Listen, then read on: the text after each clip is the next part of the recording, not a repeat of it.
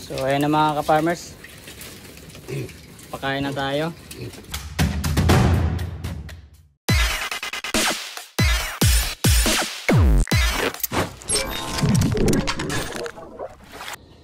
Kumusta mga ka-farmers? So day 7 na ngayon sa ating mga bake. Saka 1 week sila ngayon. So far all goods naman mga ka-farmers.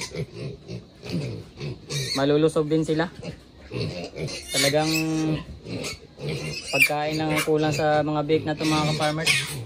Kasi hindi pa tayo pwedeng magpakain ng marami nito. So ayan na mga ka-farmers, pakain na tayo. Grabe, sobrang takaw nila mga ka-farmers.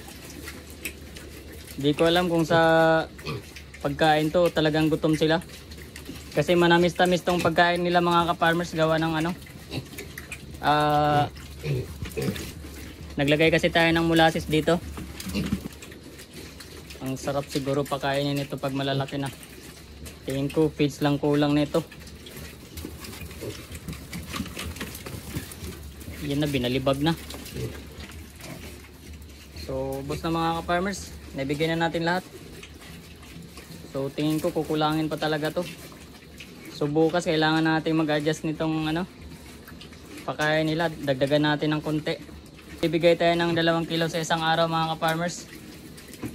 So bukas dagdagan natin, gawin siguro natin 2 kilo at kalahati sa isang araw. Kasi ayun, makitin natin mga ka-farmers, oh, kulang na kulang sa kanila. So kailangan natin magdagdag bukas ng ano, pagkain nila. Kasi bitin na bitin sila mga ka-farmers, oh. Ayan, oh, nangihingi pa. Kaso wala na tayong ibang ibigay.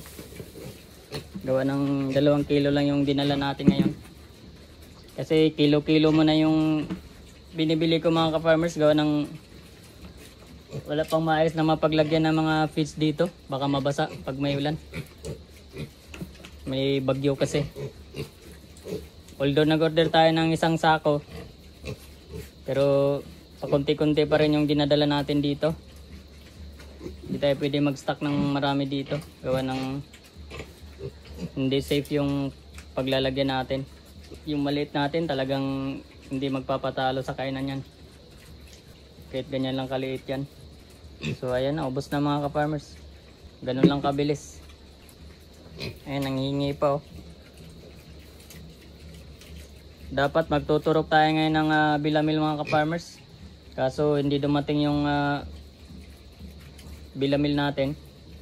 Baka mamayang gabi pa yon. So definitely bukas pa tayo makapagturok nito. Although nakapagturok na tayo nito ng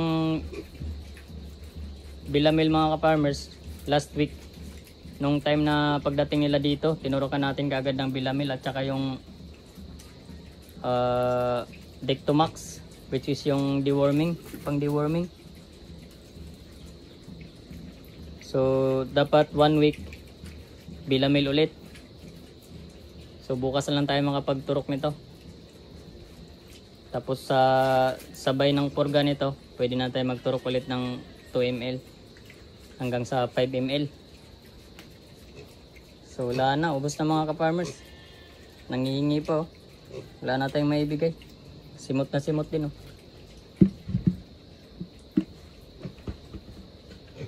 Yung mamapig natin, oh, solve na solve. Busog na rin. Mukhang mahigpit na tong tali niya.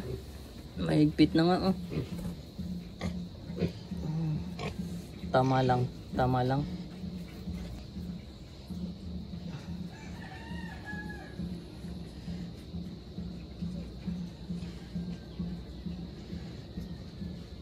Lumaki na siya ng gusto mga ka-farmers. Kahit naka-diet.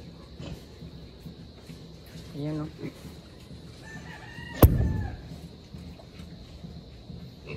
Lapad ng likod mga ka-farmers. Kagandahan sa baboy na to, laki ng paa. Ayun, oh. Parang paa ng baka yung ano, paa niya.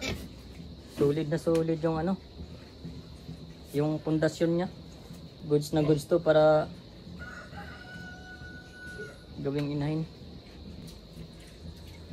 So So ayan, wala na talaga silang magawa kundi simutin na lang nila yung nasa kainan nila mga ka-farmers. At wala na tayong maibigay sa kanila.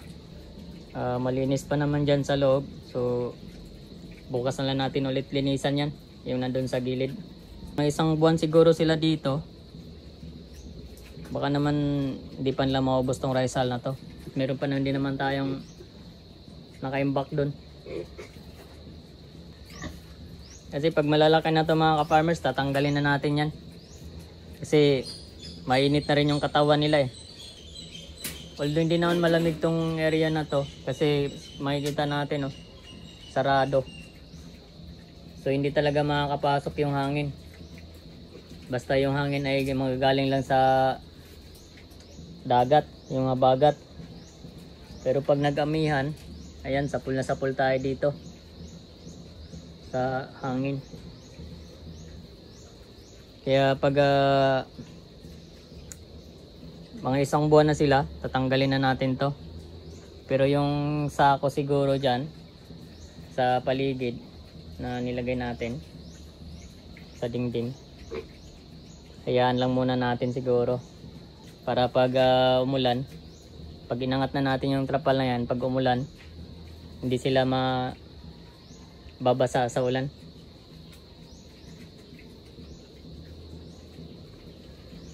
So ayan na mga ka-farmers, patapos na yung araw natin. Isang nakakapagod na araw. At ayan, makikita natin gumawa tayo ng kubo dyan. Bali bukas sa taas na naman tayo para sa ating bubong. So okay mga ka-farmers, at gagawa pa tayo ng pausok natin to ng kahoy. Makikita natin ubos mga ka-farmers oh. Punong puno to kahapon. So tanggalin natin tong abo kasi medyo makapal na. So okay mga ka-farmers,